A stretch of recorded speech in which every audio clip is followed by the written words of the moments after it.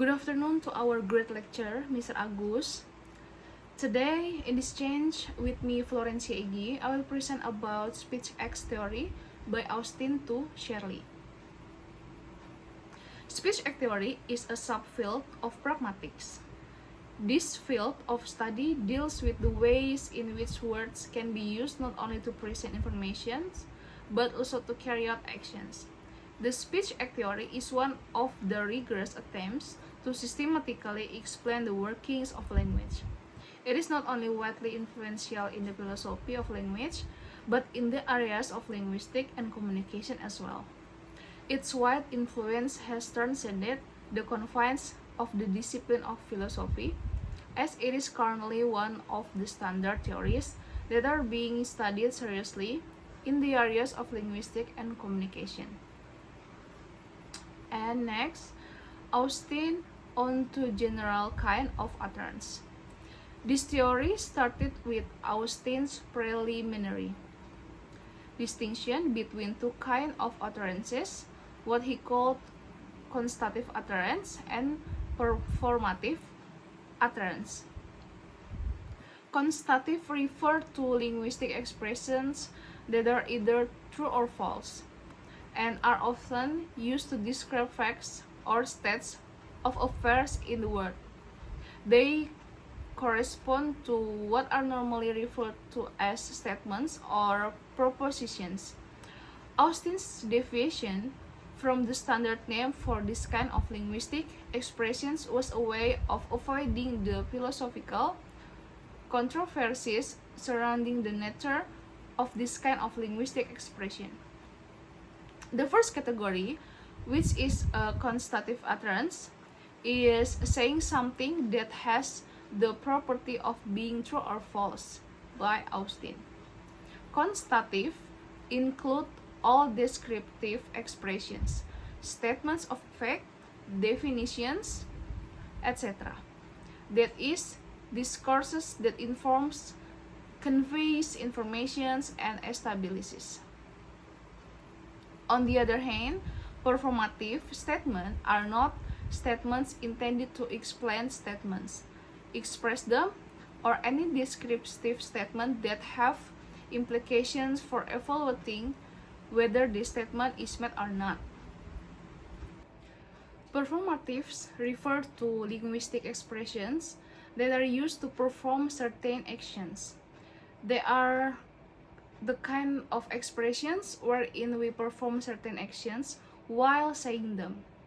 In this regard, to utter a performative means to perform the actions. And next, speech act theory by Austin. Austin also proposed a division of speech acts into three categories: locutionary acts, illocutionary acts, and perlocutionary acts. This theory considers three levels or components of speech. The first one, locutionary acts. The making of a meaningful statement, saying something that a hearer understands. A locutionary act is the act of saying something. Austin points out that idioms simply convey something, providing information, speaking, asking, etc. by Austin. Verbal expressions adhere to truth conditions and require reasons or feelings and references to be understood. The reference depends on the speaker's knowledge at the time of utterance. And also Sadok describes the locutionary acts as an action performed for communication. Essentially, it can be said that saying something means performing a locutionary act. The locutionary act is further broken down into three acts. The pathetic act, referring to the act of producing mere noises or sounds. The phonetic act, referring to the act of producing sounds that are recognizable as words from a certain vocabulary and grammar. And the rhetoric act, referring to the act of using words to convey meanings, using words with sense and reference. And the second about illocutionary acts. saying something with a purpose, such as to inform. The second act is the illocutionary act. For instance, in uttering a performative, a speaker may perform the illocutionary act, making a promise, requesting, etc., which is the action of doing something based on what has been said. Illocution is what is achieved by communicating an intention to accomplish something. Language can contain certain powers. Through language, people can create something new, make others do something, change situations, etc. For example, when the boss says, I marry you, something new is created. From that moment on, the married couple can legally be husband and wife and live together to have a family and descendants. The expressions I will marry cannot be deemed true or false in the appropriate context.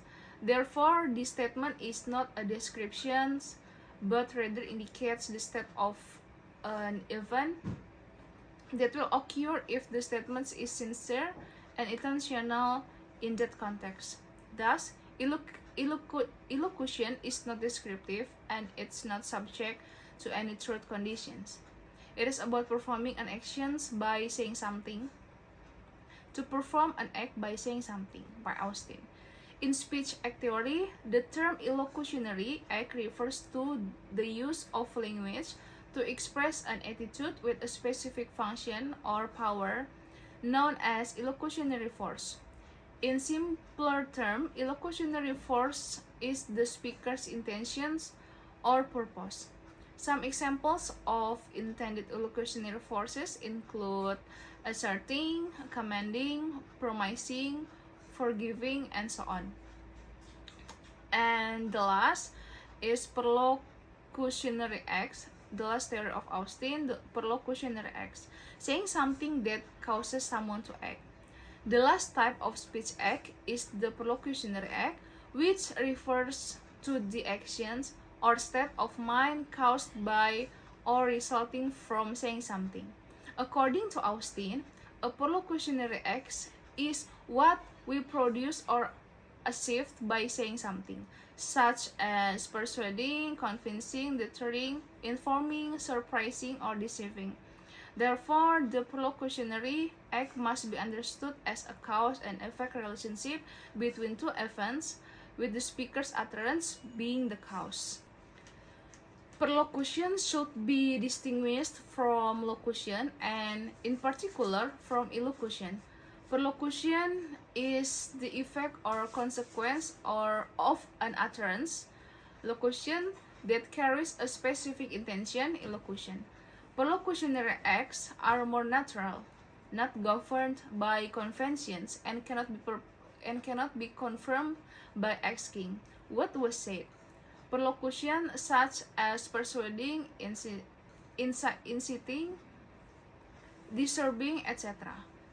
causes psychological changes in the interlocutor, the listener, leading to physiological effects, attitudes, and behavior.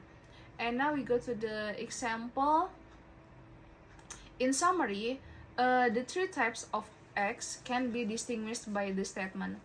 A speaker utters a sentence with a certain meaning, locutionary act, with a certain force, illocutionary act, to achieve a specific effect on the listener, perlocutionary act. For example, if a man says to his fiancée, I will marry you this year after Christmas. And the locutionary act is, I will marry you this year after Christmas. The illocutionary act is the promise, and the perlocutionary act is convincing his fiancée through the promise contained in that speech. And next, of the three types of speech acts, illocutionary acts are the dominant pragmatic study. According to Austin, the core of speech acts and also performative language studies is the illocutionary content of the statement. Austin came up with the following 5 basic types of performatives, and Austin divides the types of illocutionary acts into 5 categories, namely, the first one is commissives. Their whole point is to commit the speaker to a certain action by Austin. For example, a promise, undertake, a covenant, bind myself, contract, propose to, and give my word. The second one is expositives. They are used in acts of exposition involving the expounding of views, the conducting of arguments, and the clarifying of usages and of references. Example, I turn next to, I quote, I cite, I recapitulate, I repeat that, and I mention that. The third, exercitives. They have to do with the giving of a decision in favor of or against a certain course of action or advocacy of it by Austin. Example, appoint, dismiss, degrade, excommunicate, demote, and name. The fourth, behabitives. They include the notion of reaction to other people's behavior and fortunes, and of attitudes and expressions of attitudes to someone else, past conduct or imminent conduct. Example of behabitives: apologize, thank, deplore, criticize, commiserate, compliment, congratulate, and sympathize. And the fifth, vindictives. They consist in the delivering of a finding, official or unofficial, upon evidence or reasons as to value or fact. So far as these are distinguishable, a vindictive is just judicial act as distinct from legislative or executive acts. For the example, acquire, convict, release as, reckon, place, grade, assess, characterize, rule, and estimate.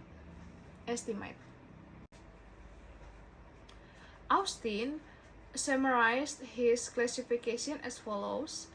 To sum up, we may say that the vindictive is an exercise of judgment, the exercitive is an assertion of influence or exercising of power, the commissive is an assuming of an obligation or declaring of an intention, the behabitive is the adopting of an attitude, and the expositive is the clarifying of reasons, arguments, and communications. On the next slide, there is another example, and we can see that consequently, on the basis of the principles of illocutionary point, direction of fit, and sincerity condition, Searle identified the following basic types of speech acts. The first, assertives; second, directives; the third, commissives; fourth, expressive; and the fifth, declaratives. And we go to the first one, assertives. Illocutionary point: to commit the hearer to the truth of the propositions. It is to present the proposition as representing a state of affairs by Searle. Direction of it, word to word. Conditions of satisfactions are either true or false. Sincerity conditions, belief. And assertive is always an expression of a belief by Searle.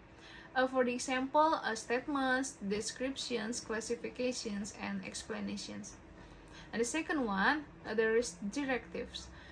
Illocutionary point: to try to get the hearer to behave in such a way as to make his behavior match the proportional content of the directive. Directions of it, word to word. Conditions of satisfactions can be obeyed, disobeyed, complied with, granted, and so on. Sincerity conditions of directives is desire. Every directive is an expression of a desire that the hearer should do the directed act. Examples, orders, commands, and requests. And the third, about commissive. Illocutionary point for the speaker to commit to undertake the course of action represented in the proportional content by Searle. Direction of it, word to word. Conditions of satisfaction can be carried out, kept, or broken. Sincerity conditions, intention. Every commissive is an expression of an intention to do something. For examples, promises, vows, pledge, contracts, and guarantees.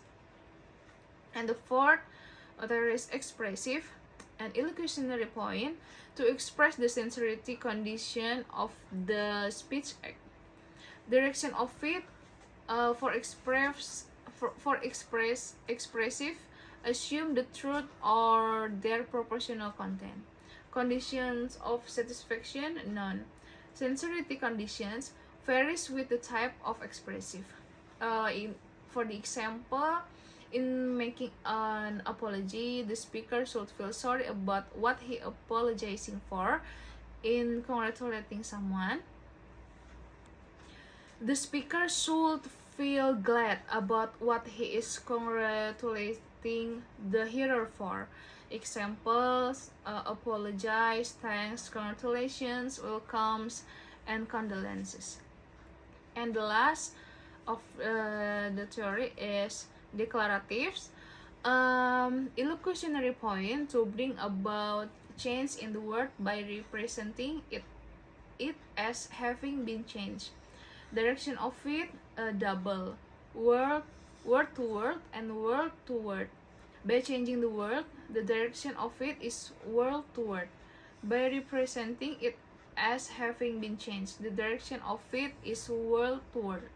Condition of satisfaction varies. Searle doesn't specifically discuss the conditions of satisfaction of declaratives, but following Austin, we can say that declaratives are either happy or unhappy. Sincerity conditions varies. Some directives have both belief and desire as their sincerity conditions. For example, I pronounce you a man and wife. A war is hereby declared. You are fired, and I resigned. And we can see and we can hear that the first assertives are illocutionary act where the outcome of an evaluation or decisions is communicated based on certain reason or facts. Examples such actions include evaluating, diagnosing, accounting, predicting, and so on. And second, directives. In this act, the speaker uses their power, rights, or influence, for example, commanding, praying, recommending, and so on. And the third, commissives, which are acts in which the speaker commits to doing something or perform an act, such as promising or betting. The fourth, expressives, which are expressions of the speaker's reactions to the attitudes and behaviors of others, whether in the past, present, or future. For example, apologizing, thanking, congratulating, etc. And the fifth, declaratives are explanatory acts that involve elaborating on a viewpoint, presenting an argument, and explaining its uses and references. The speaker explains how their expressions align with the argument, such as reasoning, defining, agreeing, and etc. From Searle's categorizations, it can be concluded that all statements are actually performative or speech acts. Thus, Searle states that the basic unit of linguistic communication is the speech act. This can take the form of a word, phrase, sentence, or sound, that expresses the speaker's intention. A speech act is a unit of language in pragmatics, just as morpheme, words, phrase, and sentences are units of language in linguistics. The type of speech act unit can vary for sounds, words, phrase, sentences, and even specific utterance. As long as a sound has a certain meaning, it can be considered a speech act in the particular sense. For the example, let us now turn into Searle's contributions to the theory at this point. Searle, to begin with, preferred to use the term speech act to Austin performatives and focused his investigation on the illocutionary acts. For like Austin, Searle believed that these acts are the primary speech acts.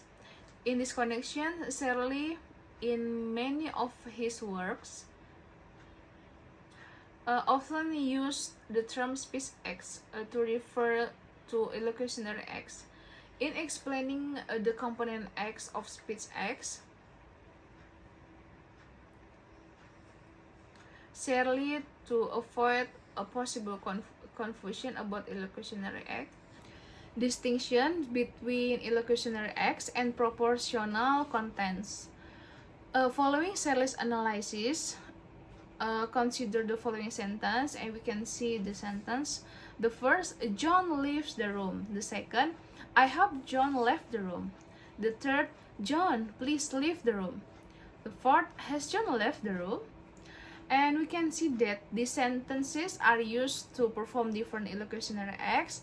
The first is used to make an assertion, the second to express hope, the third to make a request, and the fourth to ask a question.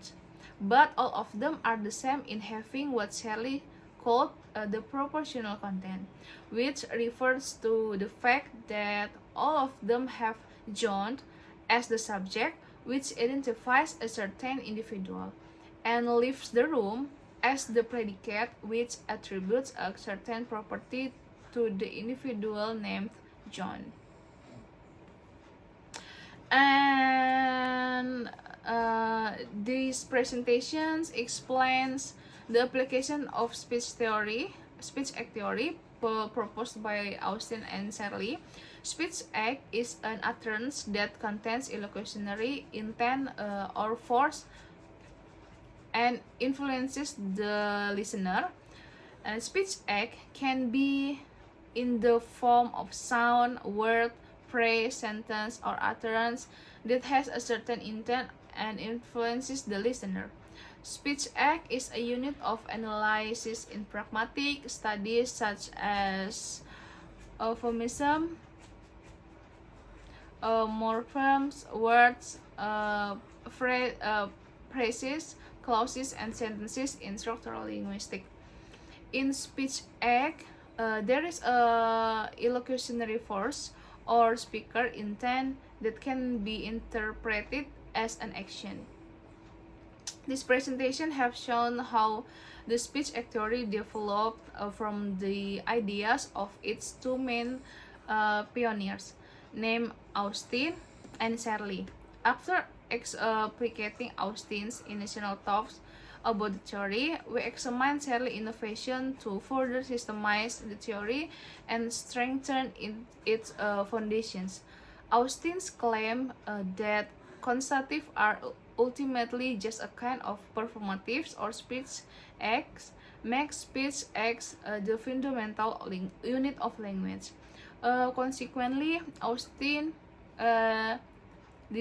dislikes the primacy of truth-bearing expressions, the proportions, over other linguistic functions, a view shared by ideal language philosophers. As demonstrated by Austin, the truth conditions of proportions are actually just a species of the more general conditions of success, or the condition of satisfaction, as Searle would prefer to call it, of speech act. For this part, Searle introduced some innovations to the theory to fill in certain gaps and avoid possible confusions in Austin's formulations of the theory. And I think this is my presentations. Thank you for your attention.